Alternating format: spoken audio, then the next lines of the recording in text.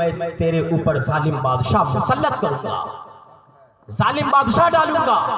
आज आप कहते हैं कि हमारे ऊपर फला नेता आ गया यार, बहुत परेशान कर रहा है, फला आ गया बहुत परेशान कर रहा है। मैं कहता हूं कि जवानों, आप देखो ये हमारी करतूत है, हम किस राह रवि का शिकार है, पहले हमें उसको देखना चाहिए। फिर अगर कोई हम पर यानी राज करे तो ये उसकी नहीं, ये कमी हमारी और आपकी कमी है। राज करने का मौका तो हम दे रहे हैं, फिर रब अगर हमारे और आपके ऊपर बादशाह बना करके बैठा दिया तो क्या हर्ज की बात है। अब सब्र तो करो ना, अब आफतें टूट रही है तो सब्र करना होगा। फिर या तो हमें और आपको राह रास्त पे आनी होगी। तो राह रास्त पे आने के लिए बस इस स्टेज से वो मैं बात खुल करके बोल दूं कि मेरे जवानों, इस स्टेज के खत्म होने के बाद खास करके बराए मेहरबानी आप उस नाच और गाने की महफिलों को न बनाना, इसलिए कि आप समझ सकते हो कि आपके बगल में एक मजार की शक्ल में क्या है, कैसे है। आप लोग अपने निगाहों के आप अपने माथे के निगाहों से देखते हो, फिर यहाँ पर होना क्या चाहिए और होगा क्या, आप इसके बारे में अलर्ट रहना। इसलिए कि रब की पकड़ बहुत सख्त है। रब फरमाता है इन्न बतश रब्बिका लशदीद, समझ जाओ ऐ दुनिया वालों, तेरे रब की पकड़ बहुत सख्त है। जब रब पकड़ेगा ना तब फिर दुनिया में तेरे ये एतबार से ये कहना कि दुनिया में जो भी तूने किया था, मैं बताऊं कि जब तेरे यानी नामे अमाल तोले जाएंगे, वहां पे जब आखिरत का मैदान होगा तू ये कहने लगे कि ऐ रब तबारक व तआला, दुनिया में तू मुझे तो भेजा था ना, लेकिन ये था कि मुझे मेरे पास इल्म नहीं था, मुझे यानी इतना इल्म न था कि मैं ये समझ सकता था। तो मैं आपको बता दूं, अगर ताज़रात हिंद के खिलाफ आप करोगे तो उसका सजा आप आखिरत में जरूर पाओगे। इसलिए कि ये सजा आप समझ जाओ कि इल्म नहीं था, तो आपने इल्म भी क्यों नहीं हासिल की, इल्म आपने हासिल क्यों नहीं किया। इल्म जरूरी है, और अगर आप हासिल नहीं किए हैं तो सबसे अशद जरूरी है कि आप इन उलमा के बातों को मान लो, आप इन उलमा को अपने लिए आइडियल बना लो, आप इन अपने उलमा को अपने लिए राहरवी का शिकार के एतबार से यानी बचने के लिए आप इन उलमा के पीछे चलना शुरू कर दो। जिस दिन आप इन उलमा के पीछे चलना शुरू कर दोगे, मैं बता दूं कि ऐ मेरे कौम के जवानों, आपके आइडियल में यानी तमाम आइडियल तो एक तरफ हो जाएंगे, लेकिन इन उलमा के पीछे चलना आपके लिए ऐसा हो जाएगा कि तमाम नेकियां एक तरफ हो जाएंगी, तब बुराइयों में अब ज्यादा हो जाएंगे। रब फरमाएगा कि छोड़ इन उलमा के यानी बातों को जो लेकर के ये चला करता था, कोई और बंदा नहीं था, यही वो था, बल्कि ये दुनिया में ऐसे का अपना आइडियल बनाया था कि दुनिया में तमाम इसने बदकारी की है। इसकी बदकारियों को ना देख, बल्कि इसने एक उलमा को अपना आइडियल बनाया था, तो इसको इस एतबार से देख ले कि इसके नामे आमाल में तमाम नेकियों को ही नेकियां कहते हैं। तो मेरे जवानों, आप समझ लो, आप सुधर जाओ, संभलने का वक्त है, सुधरने का वक्त है, आप ये समझो। इसलिए कि मैं बताऊं कि आज हमारी कौम में आज जो जवान नशा कर रहा है, ऑपरेटर साहब थोड़ा सा सीटी बंद कर दीजिए।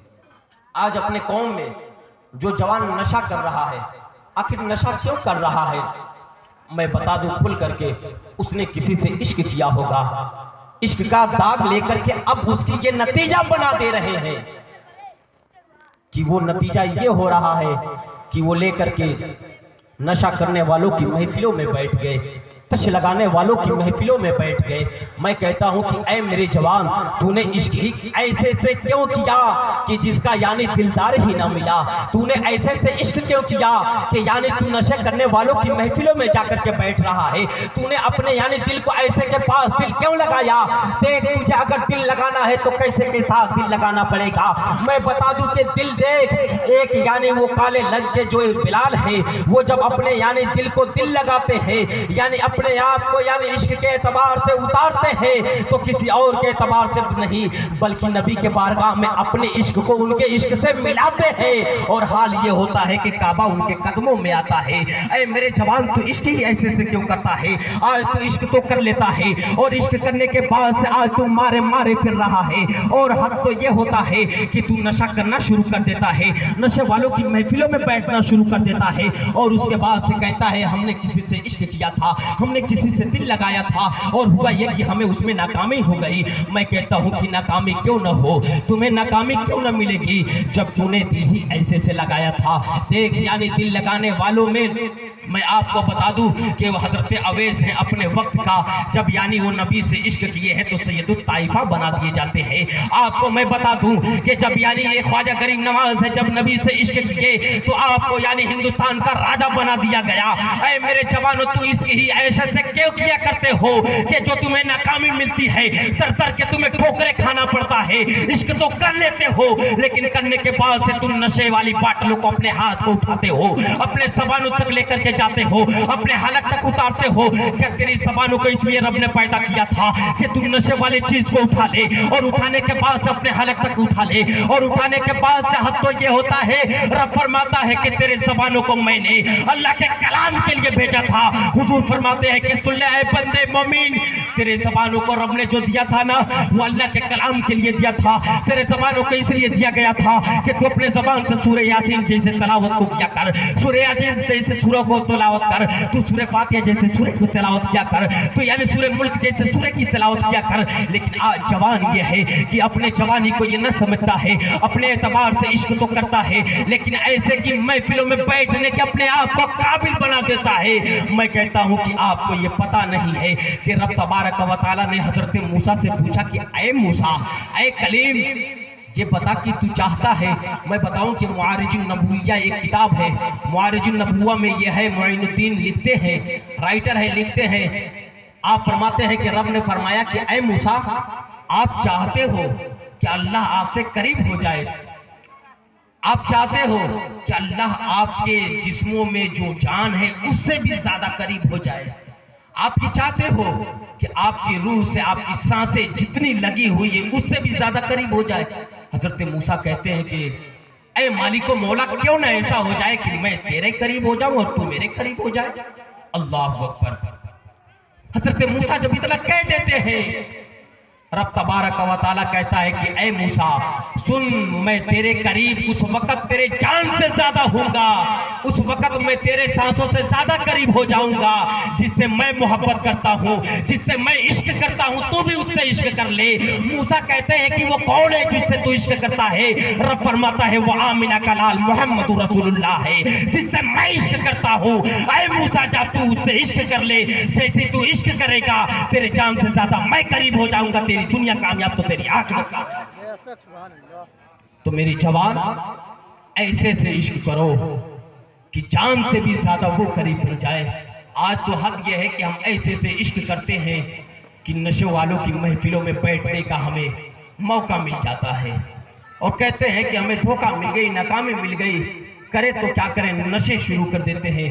मेरे कौम के गयूर मुसलमानों, मेरे कौम के जवानों, आपकी जवानी रब ने इसलिए नहीं बनाया। और मैं आपको बताऊं कि अपनी बहनों को, अपनी बेटियों को, बाबाओ अज़्ता से भी ये गुजारिश करना चाहता हूं कि अपने बेटियों को आप कैसी कीमती हीरा समझते हैं, उन हीरो के जैसे आप जब उनके रिश्ते के लिए तलाश में जाएं, जब आप उनके रिश्ते के लिए जाएं तो किसी ऐसे वैसे की महफिलों में ना फेंक आए, आप वैसे वैसे की महफिलों में ना फेंक करके चले आए। इसलिए कि ये बेटियां हैं, आपको पता होनी चाहिए कि ये बेटियां कैसी नामूना, कैसी ये नमूने जिंदगी हमारे और आपके लिए है। मैं आपको बता दूं कि आप जब जाएं ना तो सिर्फ पैसे वालों की महफिलों को ना देखें। इन बेटियों को सुख, अगर आप ये समझते हो कि बेटियों को सुख सिर्फ पैसे वालों के घर ही में मिलेगा, कि पैसे वाले आएंगे, पैसे वालों को घर में हम कर देंगे तो बेटियां हमारी सुख से सुख और चैन की नींद यानी सोएंगी, तो मैं बता दूं कि किसी यानी मखमली बिस्तरों पे सुख नहीं पाएंगी। बेटियों को सुख तो उस वक्त मिलेगा कि दिल वालों के घर में जब आप अपने बेटियों को भेजेंगे, और वो दिल वाले ऐसे होने चाहिए कि जिनके दिलों में रब का भी खौफ होता हो और हुजूर का भी खौफ होता हो। इसलिए कि जब उनके दिलों में रब का खौफ होगा, हुजूर की मोहब्बतें होंगी, तो वो दिल वाले होंगे और उनके घरों में तेरी बेटियां ऐशो इशरत पे राज करेंगी। ऐसे के घरों की तलाश किया करो, वरना तो आज हालात ये है कि लोग कहते हैं कि पैसे वालों के घरों में अपनी बेटियों को विदा करेंगे। मैं कहता हूं सिर्फ पैसे न देख, लेकिन सबसे बेहतर, सबसे अच्छी चीज जो है